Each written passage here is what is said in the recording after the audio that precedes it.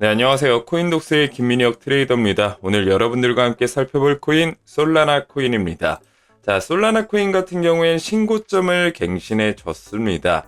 자, 이때가 언젠가요? 1월 18일이죠. 자, 이때 엄청난 거래량을 동반한 장대 양봉이 나와주면서 자, 고점 부근 시원하게 돌파를 해줬고요. 자, 이렇게 저항을 받았던 구간을 돌파해주면 제가 뭘로 바뀐다라고 했죠? 바로 지지선 역할로 바뀐다라고 말해줬습니다. 자, 그리고 1월 19일 날 어떤 모습을 보여줬죠? 이 저항선이 지지선으로 바뀌었는지 확인하는 구간, 뭐라고 말씀드렸죠? 리테스트하는 구간까지 나와주면서 새로운 저항선 부근이 지지선으로 확실하게 바뀌어졌다라는 걸 우리가 확인을 할 수가 있습니다.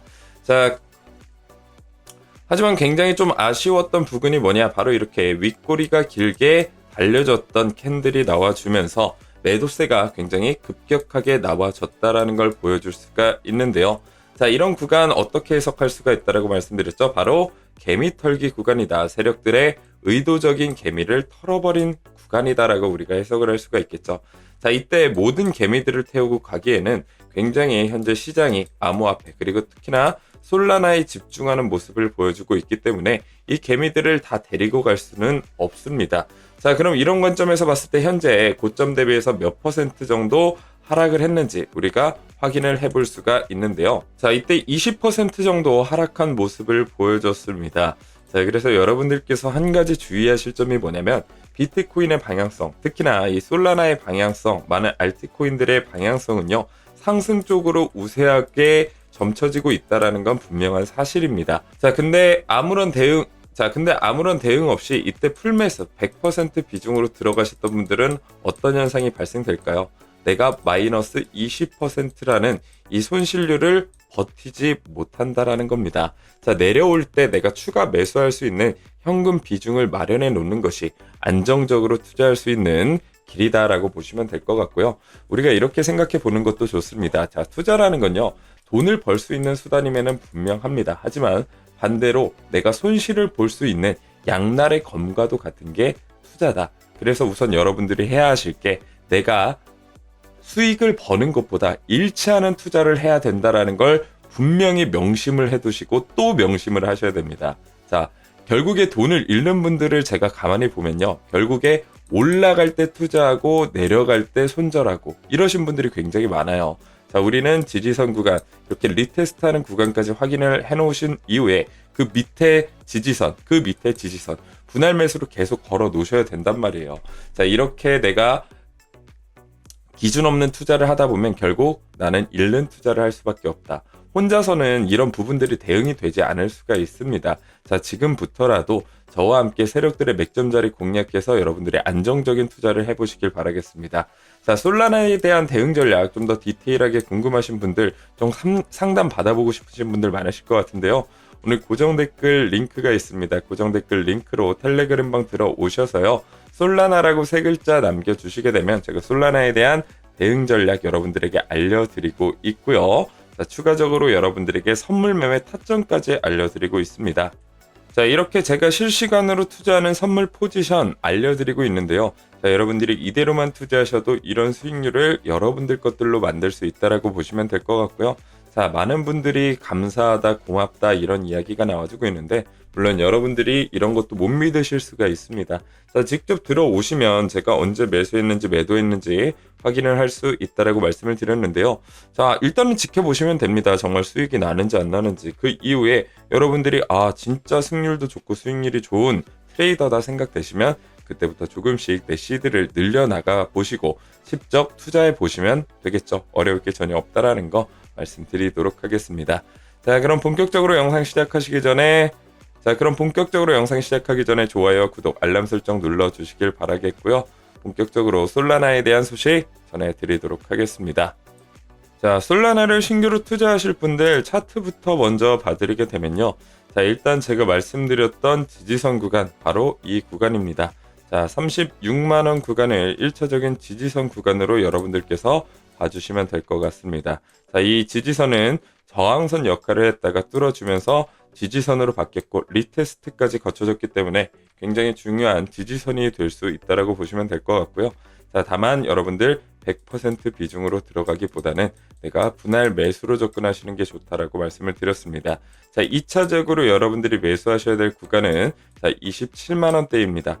자, 이때 만약에 이 지지선을 하락 돌파해 준다라고 하면 다시 한번 27만 원대까지 내려와 줄 가능성도 우리는 충분히 염두에 둘 필요가 있다라고 보시면 될 것 같아요. 자, 완벽한 저점은 누구도 맞출 수가 없습니다. 다만 현재 구간에서 세력들이 아직 개미를 다 털어내 버렸냐? 저는 아직은 아닐 것 같습니다. 조금 더 한 번에 조정이 더 나와줄 수 있을 가능성도 우리가 충분히 인지를 해놓으시고 대응을 하셔야 된다는 게 굉장히 중요하다라고 보시면 될 것 같고요. 기회는 언제든지 옵니다. 자, 그래서 급등할 때 따라 타는 자, 이런 전략은 여러분들 절대 하시면 안 되고요. 자, 이렇게 매매를 하시게 되면 내가 수익을 보더라도 굉장히 단기적으로 짧게밖에 못 먹는다라고 보시면 될 것 같아요. 크게 드실 분들은요, 역시나 지지선, 저항선 잘 구분을 해놓으시고 분할 매수로 접근하시는 게 좋다. 그리고 솔라나 같은 경우에는 앞으로의 장기적인 전략도 굉장히 우세하다라고 보시면 될 것 같기 때문에 단타로 접근하시기보다는 좀 길게 접근하시는 게 좋을 것 같아요. 자, 그러면 솔라나에 대한 새로운 소식들 그리고 전망들 어떤 것들이 있는지 살펴보도록 할게요. 자, 솔라나의 별명이 뭔가요? 바로 이더리움 킬러라는 별명을 가지고 있습니다. 자, 이더리움에 비해서 기술력 그리고 확장성, 개발성 모두 다 앞서고 있는 게 현재 솔라나 상황이고요. 자, 그리고 민코인에 대한 이 트랜잭션 수도 훨씬 더 솔라나가 앞서고 있는 상황이죠. 자, 최근 3개월간 덱스 거래소에서 50억 건으로 이더리움을 추월하고 있는 모습을 보여주고 있습니다. 자, 특히나 이제 트럼프 코인도 발행이 되면서 솔라나에 대한 집중도가 점점 더 높아지고 있는 상황이다라고 보시면 될 것 같고요. 앞으로의 전망도 이러한 추세가 지속될 것으로 보여지고 있습니다. 자, 물론 이더리움도 계속해서 업데이트를 진행하면서 솔라나의 기술력을 따라잡기 위한 노력들을 하고 있지만 아직까지는 이 솔라나가 기술 개발성에서는 확실히 더 앞서고 있는 상황이기 때문에 잠재적인 성장력 굉장히 크다라고 보시면 될 것 같고, 자, 이더리움 같은 경우 이미 ETF가 출시된 상황이죠. 자, 그리고 솔라나는 신규로 ETF가 들어올 예정입니다. 신규로 ETF가 승인될 가능성이 굉장히 높은 상황이기 때문에 이 기대감, 이 호재로 다시 한번 큰 상승력을 보여줄 가능성도 굉장히 높다라고 볼 수가 있겠죠. 자, 그리고 돈나무 언니라고 불리는 자, 캐시 우드는 이런 이야기를 했습니다. 자기는 트럼프 민코인에는 투자를 안 한다. 자, 민코인은 가치가 없다라고 이야기를 해줬고요. 자, 비트코인, 이더리움, 솔라나에 집중할 것이다. 역시나 이 캐시 우드 언니, 돈나무 언니의 이 포트폴리오에 솔라나가 포함되어 있다라는 걸 볼 수가 있습니다. 자, 캐시우드 혼자서라도 어마어마한 자금을 가지고 있기 때문에 하나의 세력이라고 볼 수가 있고요. 우리는 이 세력들의 흐름에 편입할 필요가 있다라고 제가 강조를 드렸습니다. 자, 캐시우드는 제가 말씀드렸던 대로 이 코인은 실질적인 유틸리티가 없는 것으로 보인다며 밈코인의 투기적 특성을 경계하는 모습을 보여줬고요.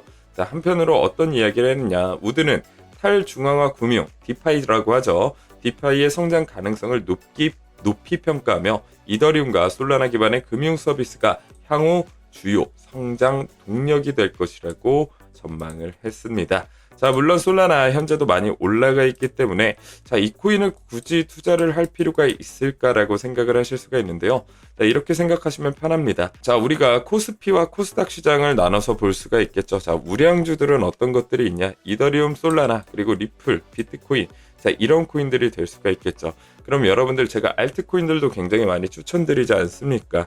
자, 올라갈 만한 성장 동력이 굉장히 큰 10배, 20배 올라갈 수 있는 이 알트코인을 매수하셔서 수익을 보신 이후에 안정적인 투자 차인 어딜로 넣어나요? 솔라나 쪽으로 넣어 놓는 게 유리하다라고 저는 말씀드릴 수가 있겠습니다.